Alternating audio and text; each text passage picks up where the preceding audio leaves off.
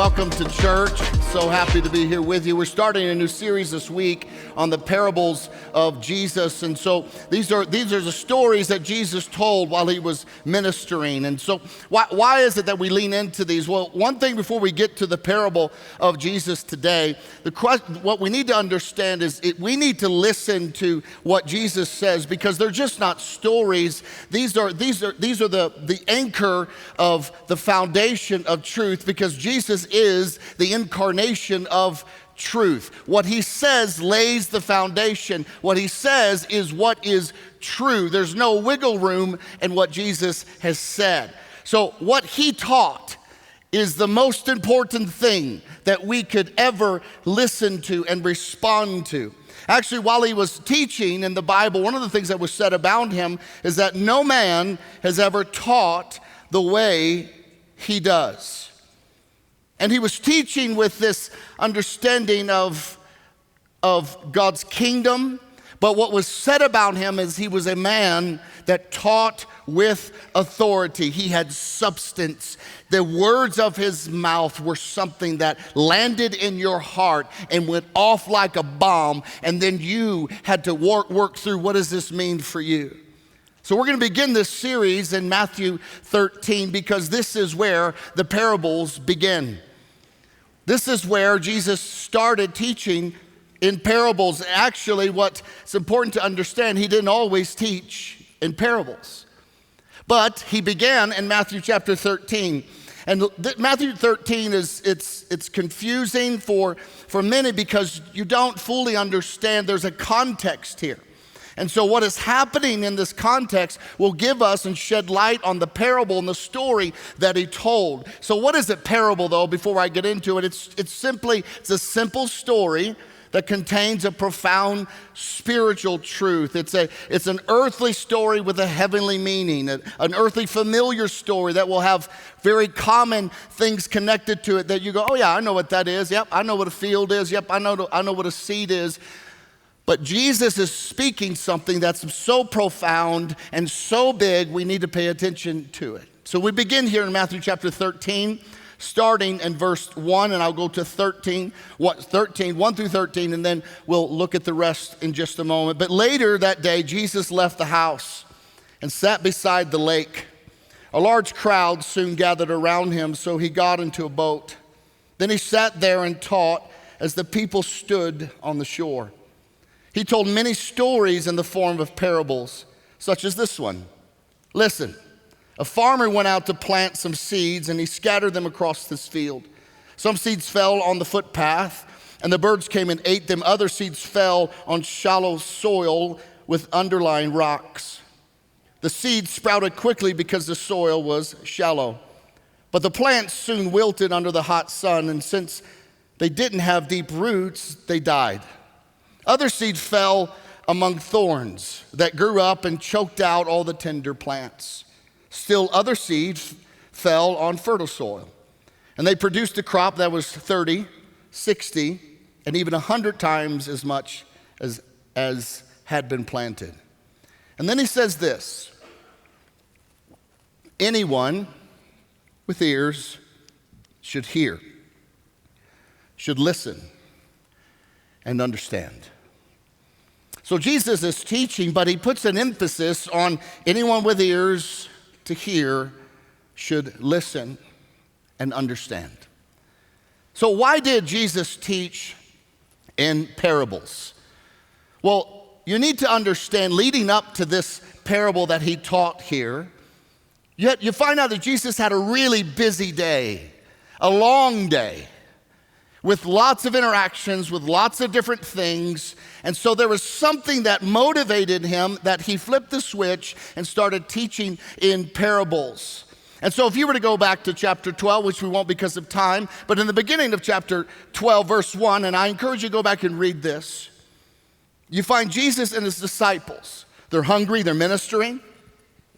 And so they reach down and grab a few grains of wheat, and they eat them. The leaders of Judaism then started criticizing Jesus. He was accusing them, oh, you're breaking the Sabbath because you're harvesting on the Sabbath. You can't do that. So immediately here we have Jesus being criticized. We have religious leaders coming after them.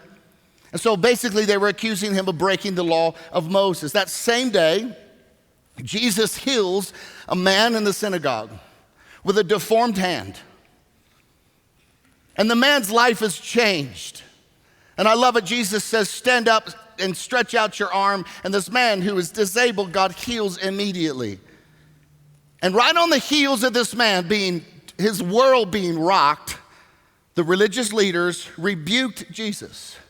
They criticized him for healing this man's arm. And I'm sure the man with the healed arm wasn't criticizing Jesus at all. But the religious leaders were. They were publicly rebuking him. This same group of leaders who rebuked him by the weed and rebuked him at the synagogue, they had a meeting. A little secret meeting. They went off and they began to plot against Jesus. Not just to defame him, not just, hey, let's give this guy a hard time. Actually, Scripture says they wanted to kill him, and they were finding a way to do it. But Jesus knew that they were planning this, and so he left the area, and many people followed him. So now the crowds are following Jesus, and he healed, it says he healed all the sick among them. Then Jesus encounters this demon-possessed, tormented man. He can't speak, he can't hear. And Jesus casts this demon out of him, and Jesus gives him back his speech and his hearing. And the same religious leaders say, well, I know why he was able to do that, because he is doing it under the power of Satan, and Satan's the prince of demons, and so Jesus is doing Satan's work. So I want you to understand this. Jesus came to earth to deliver mankind from the work of Satan, and now mankind is accusing Jesus of being Satan. It's a wonderful day for Jesus. Then there's this public interaction between Jesus and the Pharisees and the leaders of Judaism. And you can hear it, he's frustrated. And he calls them this, he says, you brood of vipers or snakes. Now, Jesus wasn't just calling them you low down, dirty, belly crawling snake. No. You need to understand a context here. Brood doesn't just mean a group. The actual word brood, the actual word translated into brood, means offspring. And then they would know within Judaism as Satan took the form of a snake. And Jesus calls them, you offspring of the snake. What he was saying is, you children of the devil. He was declaring that about them. He wasn't speaking in hyperbole. He said, you brood of vipers. Then in verse 38 and 45, they try to trick him again. Then in verse 46 through 47, while he's ministering in a house, his family shows up. Because they've heard all the commotion. They've heard all of the stuff that's going on with the religious leaders. They know Jesus is definitely rocking the boat. And so they show up. And they want to just get a message to him. Now, the book of Mark, the Gospel of Mark, has this same account recorded as well. And the book of Mark says that his family came to take charge of him because they thought he was out of his mind. This is just one day, folks. I mean, Jesus is getting canceled at every moment of his day. He's just trying to serve people. So he had a day of rejection. He had a murder plot against him. His own family thought he was crazy. And in response to these things happening, Jesus changes the way he teaches. Many folks have said that Jesus taught in parables to tell stories that are common so that people can understand. That's actually not the case. Matthew 13, verse 10 says his disciples came and asked him, "Why do you use parables when you talk to the people?" So this is new to them. They're like, Jesus. And what parable means, and one of the meanings could be a riddle. It's like Jesus is speaking it. So they're like, why are you talking in riddles? Like, just shoot straight, Jesus. You got no problem shooting straight. And he replied, "You," speaking to the disciples, "are permitted to understand the secrets of the kingdom of heaven, but others are not. To those who listen," I want you must see this word, "to those who listen to my teaching, more understanding will be given, and they will have an abundance of knowledge. But for those who are not listening, even what little understanding they have will be taken away from them. That is why I use parables." So Jesus isn't saying they have a hearing problem. He's saying they have a listening problem. They have a receiving problem. He's saying that the words that he speaks out of his mouth, they reject every one of them. So now, he speaks in parables, but he knows what he's doing. So Jesus then uses parables to reveal truth about himself and the kingdom to those whose hearts are open to him. But he also uses parables to conceal truth from those who have rejected him. This might be new information for some of you, because I've heard before, even pastors will say, well, Jesus used parables because they were simple stories that people could understand. Well, if you ever read one of the parables, when you're done reading that, you go like this: what does that mean? It's because he's revealing truth to those who are open to him and believe in him, and concealing truth about his kingdom to those who reject him. So we're going to lean into this parable, and many times we hear this parable, it's the parable of the sower, but actually it's not. In your Bible, it'll probably say the parable of the sower. Well, that wasn't inspired. I think more properly it should be the parable of the soils, because it's about the condition of the soils of people's hearts. So what does all this mean? Well, here we have Jesus explaining this. So in Matthew 13, verse 18, he says, "Now listen to the explanation of the parable about the farmer planting seeds." Now, first off, real quick, the farmer is Jesus. He came to bring the good news of the kingdom, to bring the good news of the gospel. It's the word of God. Every word that comes out of his mouth is from God. And so he is the farmer. He is the one sowing seed, sowing truth. And that seed is the word of God. But also, what's important to understand, that today, the farmer also is you and I, that Jesus through us is sowing the seed of his word, sowing the seed of his truth, sowing the seed of his gospel. We are also farmers.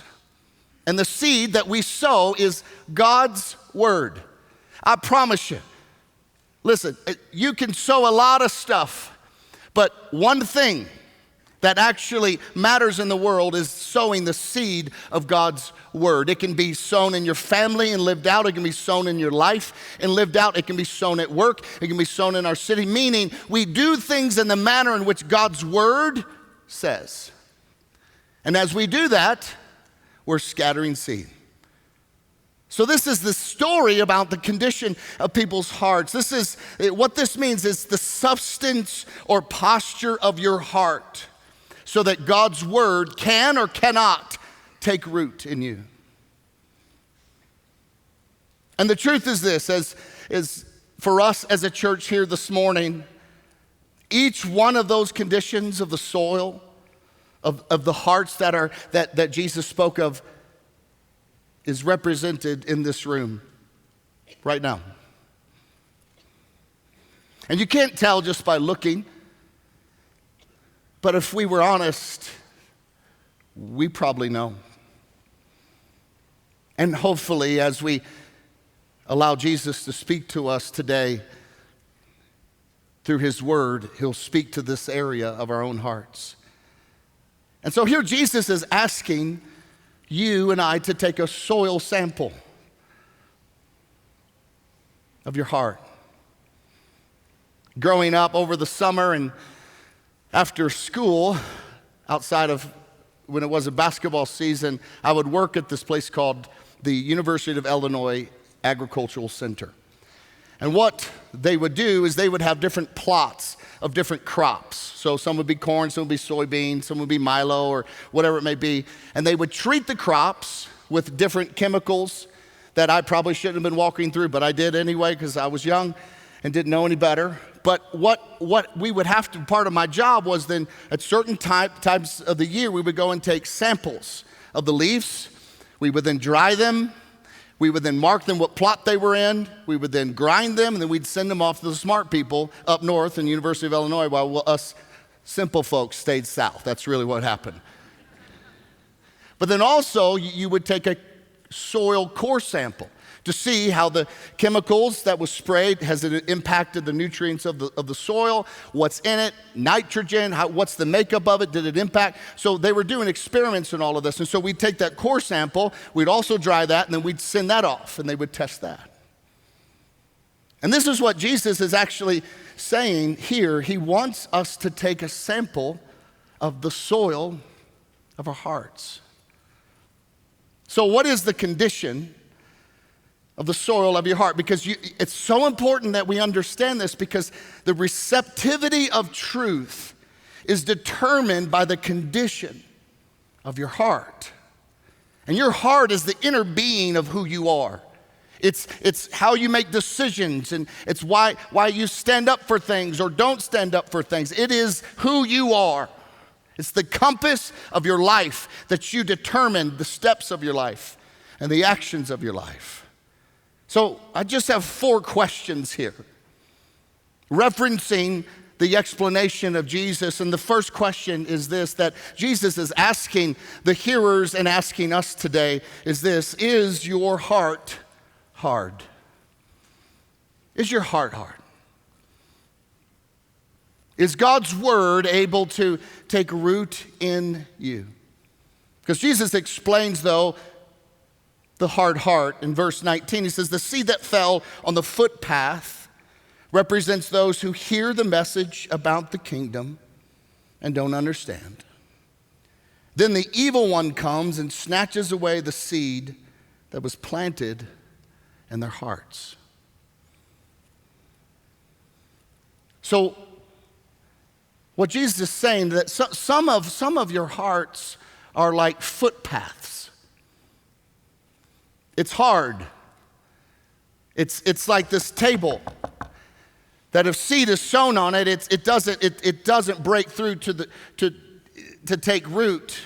It can't produce fruit because it can't take root.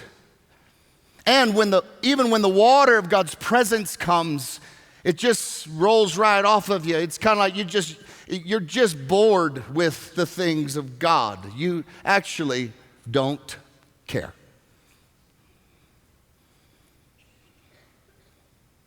Often when you go to a park, you'll see a sign. And the sign will say, and a sign is placed where a footpath used to be. And the sign will say, not a footpath, it's closed for what? Revegetation. And you can see the footpath, and you can see it's a footpath, and nothing is growing on it. Because the seed couldn't take root. So you got all this vegetation around, then you got this bare dirt right in the middle. Jesus is saying this can be what our hearts are like. So what makes a hard heart? There are many things in life that can harden our heart towards receiving God and producing fruit in our lives.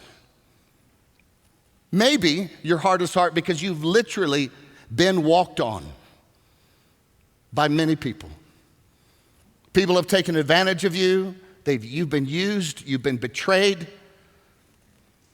And you, through this time, have just hardened your heart. Maybe it could be expectations of life were not met.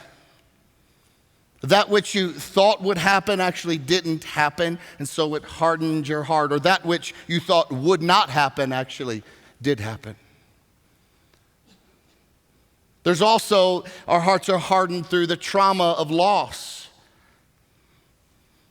And your heart gets just like, I just can't bear any more loss. And so we numb our hearts go numb. And then over time we become bitter towards God, we become bitter towards people, we become bitter towards God's word, and we just don't care anymore. This is that hard heart. And those who maybe have a hard heart, or those right now, can't wait until I'm done talking.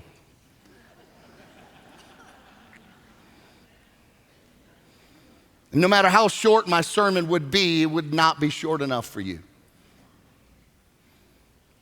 Those with a hard heart aren't those who come in and want to meet with God. You're just here to go through the motions, and you're just like, I don't really care. Or even right now, you haven't paid any attention to what I've just said and didn't even hear that. You're on your phone, you're drawing pictures. I'm not talking about the little kids. I'm saying you're doing anything to just endure and get through this, because the words of Jesus don't matter to you. Now, you wouldn't say that outright because you're here. That's why I said you can't tell by looking, but you know.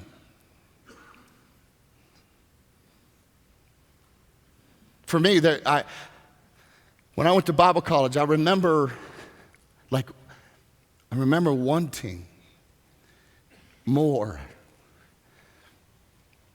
Worship for me was a big, I would say, plow on the soil of my heart. And meeting with God was always, there was this, and I cultivated that by continuing to meet with Him. And I remember when I was in Bible college and the study of God's Word, and there were points of saturation. You're like, listen, not that I don't care, I don't have any more brain space. But the heart was, I want to know who God is. I want to know Him. I want to know Jesus. I want to know what it's. I want to know His truth. I want to know what matters. I want to know these things.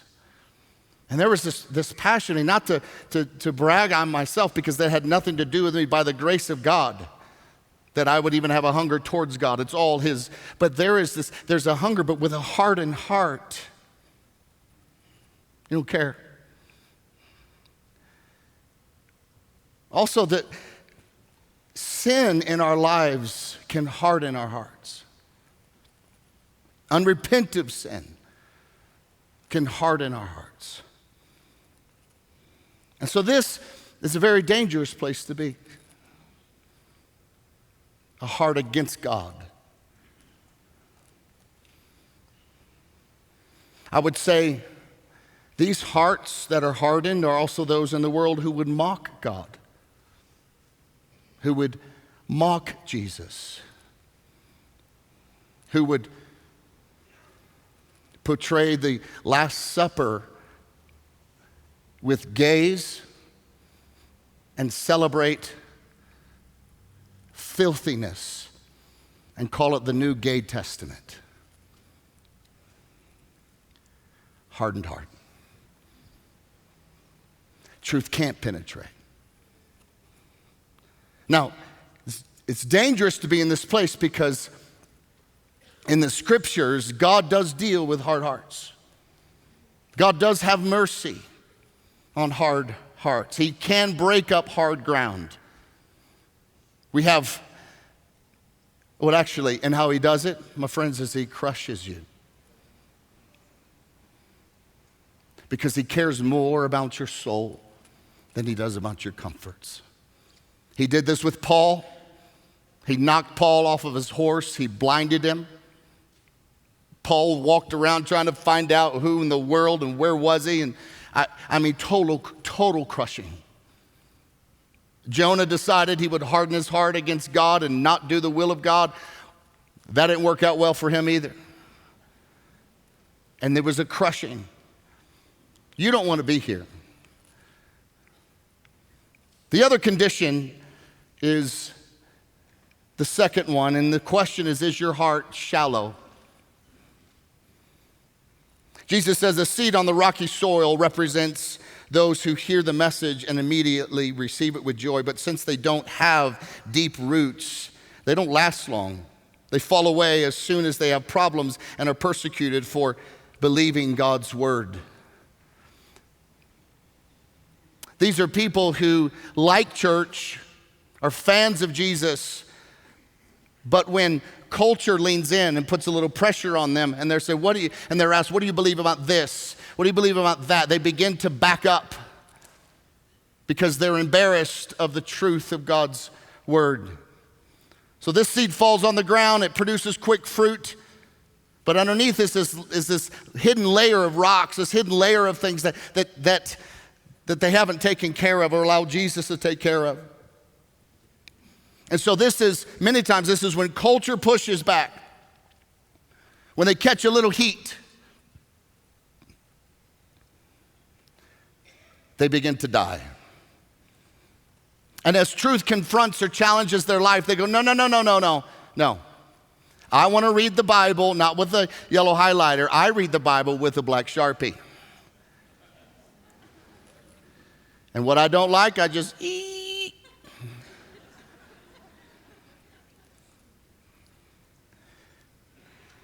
These are those who maybe run to Jesus in crisis, which is, you should, but when the crisis is over, their faith is over.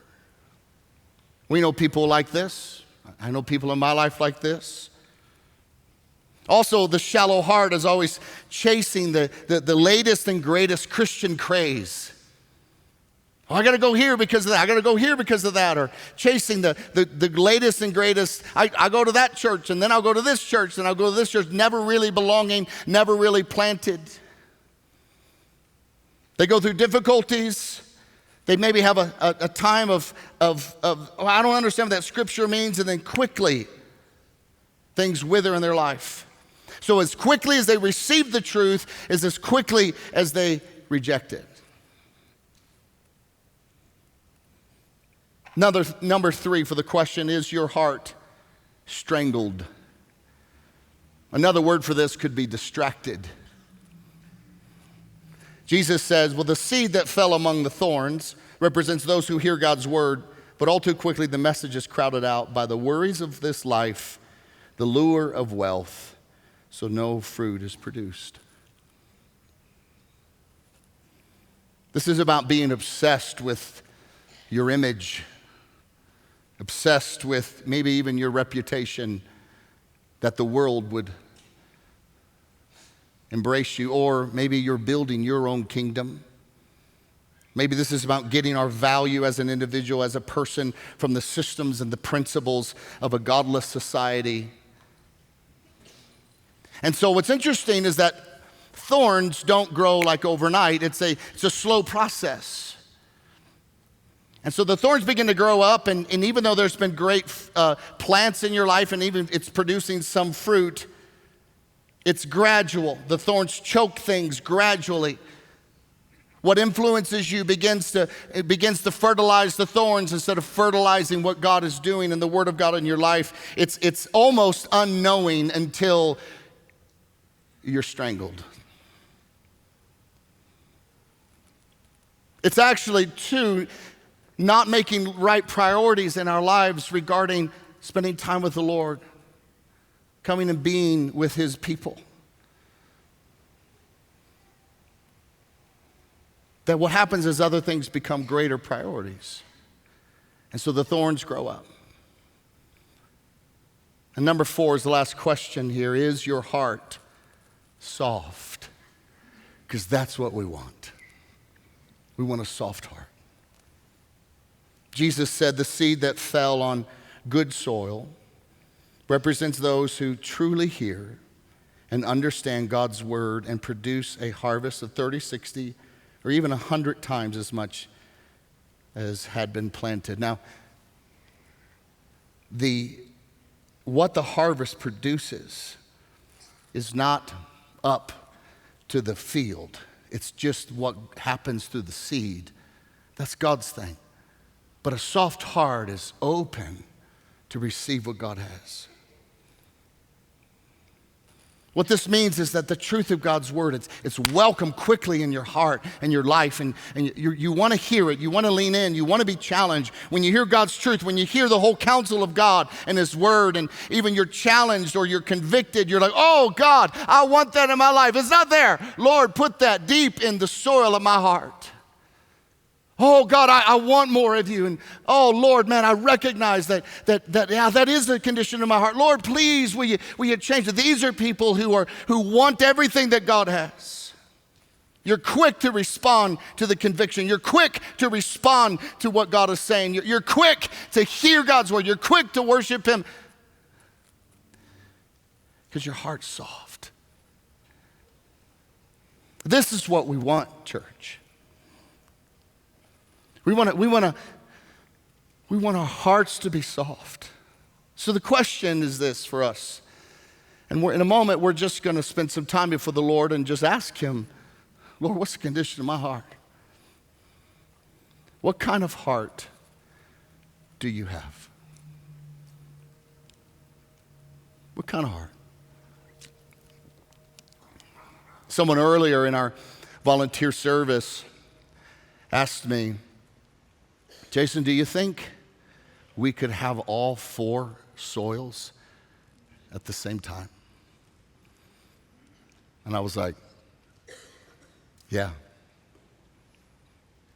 Because there's areas of our heart that is hard.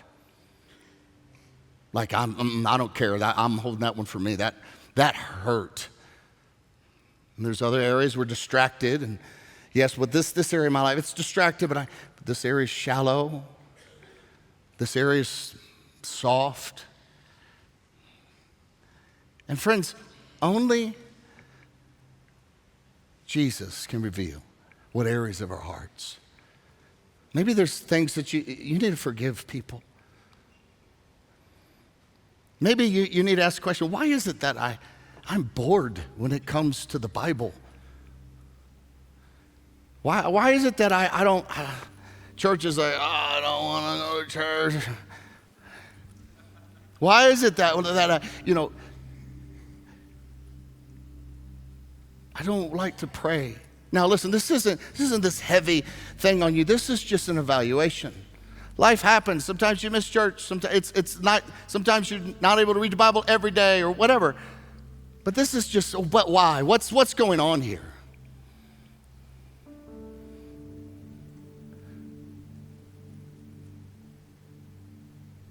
And this is just the question. Like many times for me, it's a priority thing. So when there's extra things, because our life is busy, and when there's extra things to be at, I'm like, okay, all right, I'm gonna go. This Wednesday at 6:30, for 1 hour, we have a prayer meeting right here. So I know Wednesday around 5, I'm going to be like, I'm going to this prayer meeting because it's a priority. But when I come, I never leave saying, boy, that was a waste of time. Never. Just like when you come to church, you don't come to church. You might be tired, but you prioritize. You're not going to be distracted. You're not going to have a strangled heart. No, I'm going because I know this matters, because your heart is soft, and so you're dying in your flesh, and all those types of things. But this is just for a moment of God, what is going on in my heart? So,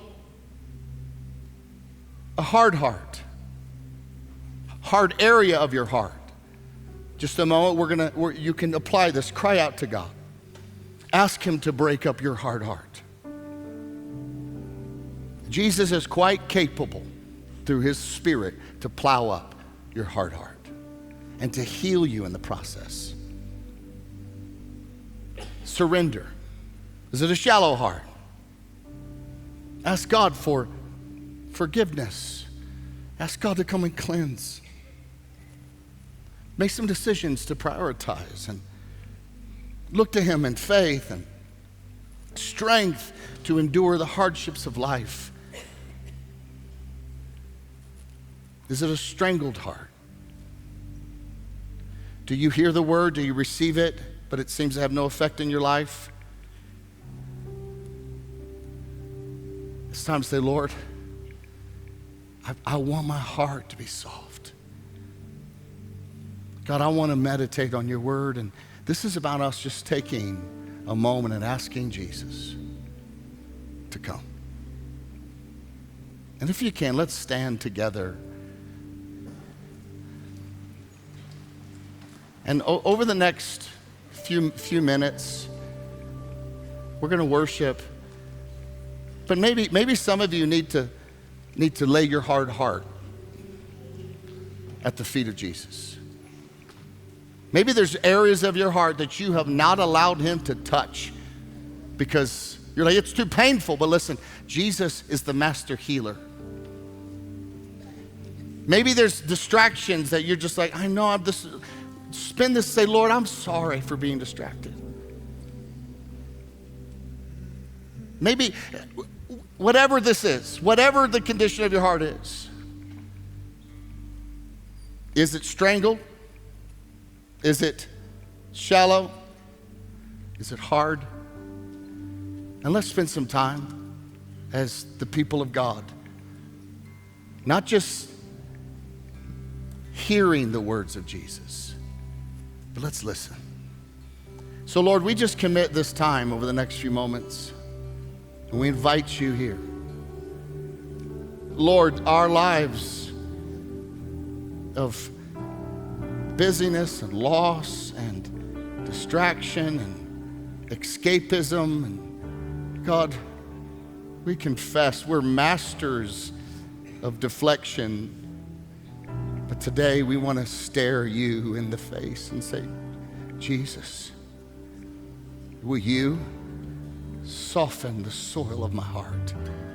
Will you take this area that is hard, this plot in my own life that I haven't allowed you to touch? Will you come and meet me here? Will you transform me? And so, Lord, we commit this time right now. So we're gonna worship and spend some time with the Lord. Again, I want to just open up the altars for you to come, for you to meet with God, for you to ask him to examine your life, to change you. Again, there's nothing special at the altar. It's a step of faith, putting your body language in the place of where you want your heart to go. So come forward or stay where you are, whatever. But let's meet with God over these next few moments as we worship.